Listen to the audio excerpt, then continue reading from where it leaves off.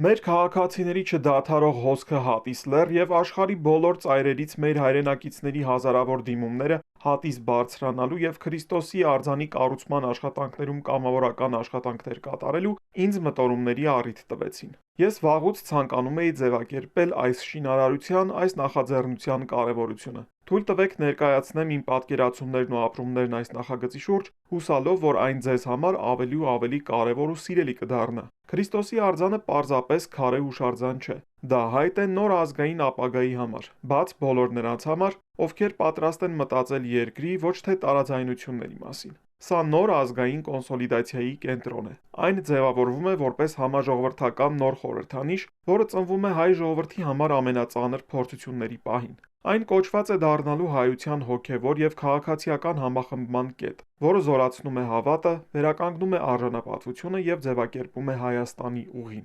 Առաջին հայկական ինքնության աշխարհագրական սիրտ։ Շինարարության վայրը պատահական չէ։ Հատիսն աշխարհագրական կենտրոն է հայոց քաղաքակրթության 3 մեծագույն խորհրդանիշների՝ Արարատի, Արագածի եւ Սևանի։ Այստեղ հատվում են մեր հիշողության, ուժի եւ հավերժության պատկերները։ Հուշարձանի տեղադրումն այս կետում համալիրը վերածում է հայկական կյանքի բնական կենտրոնի, որտեղ ժողովրդի անցյալը եւ ապագան միավորվում են մեկ տարածքում։ Երկրորդ՝ միասնության եւ համաձայնության տարածք։ Բաժանված հասարակության եւ խոր հակասությունների պայմաններում համալիրը կոչված է դառնալու վայր, որը պատկանում է բոլոր հայերին, անկախ կուսակցություններից, ճամբարներից եւ հակամարտություններից։ Սա նոր համազգային տրամաբանության խորհրդանիշն է, ներքին տարանջատումից դեպի միասնություն, փոխադարձ անվստահությունից դեպի համաձայնություն, թուլությունից դեպի պետական պատասխանատվություն։ Սա տարածք է, որտեղ ավարտվում է ներքին դիմակայության տրամաբանությունը եւ սկսվում է ազգային համաձայնության տրամաբանությունը։ Համալիրը կամուրջ է Հայաստանի եւ նրա սահմաններից դուրս ապրող միլիոնավոր հայերի միջև, տարբերությունների եւ ընդհանուր բարօրության միջև, հիշողության եւ ապագայի միջև։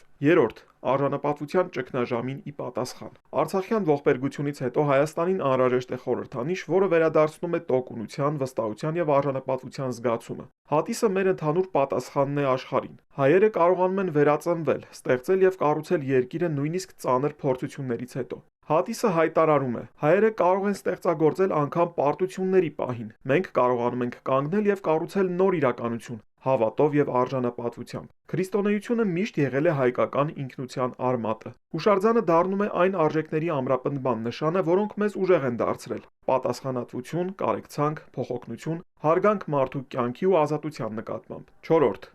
ուղերձ աշխարհին, վերածնվող Հայաստանի կերպարը։ Քրիստոսի հուշարձանը դառնում է Հայաստանի միջազգային խորհրդանիշ որպես ստեղծելու եւ կառուցելու ունակ պետության, հոգևոր մշակույթի պահապանի եւ խաղաղարար առաքելության կրողի, ժողովրդի, որը սպառնալիքների եւ ճնշումների պայմաններում էլ աշխարհին բերում է լույս եւ հումանիզմ։ Սա երկրի նոր այցեքարտն է Հայաստանի, որը կանգնած է խաչի կողքին եւ խոսում է ստեղծագործության ոչ թե պարտությունների լեզվով։ Քրիստոսի նոր հուշարձանը հայերի ճանաչման եւ հայության ներկա ու ապագա սերունդների հպարտության խորհրդանիշն է իրենց ժողովրդի եւ քրիստոնեական առաքելության համար։ Սա Հայաստանի խաղաղարար, հումանիստական եւ մշակութային ներդրման խորհրդանիշն է 21-րդ դարում։ Ես եւ իմ ընտանիքը ներդնում ենք մեր ռեսուրսները։ Ես ամբողջությամբ ներգրավված եմ շինարարության մեջ։ Իմ օրվա մեծ մասն անցնում է շինարարների, բանվորների հետ, ու ես դրանով հպարտանում եմ։ Ես մեծ ուրախությամբ իմ աչքերով տեսա նոր իրականություն։ Այս արձանը կառուցում եմ ես, բայց այն չի պատկանում ինձ։ Այն արդեն հայ ժողովրդինն է։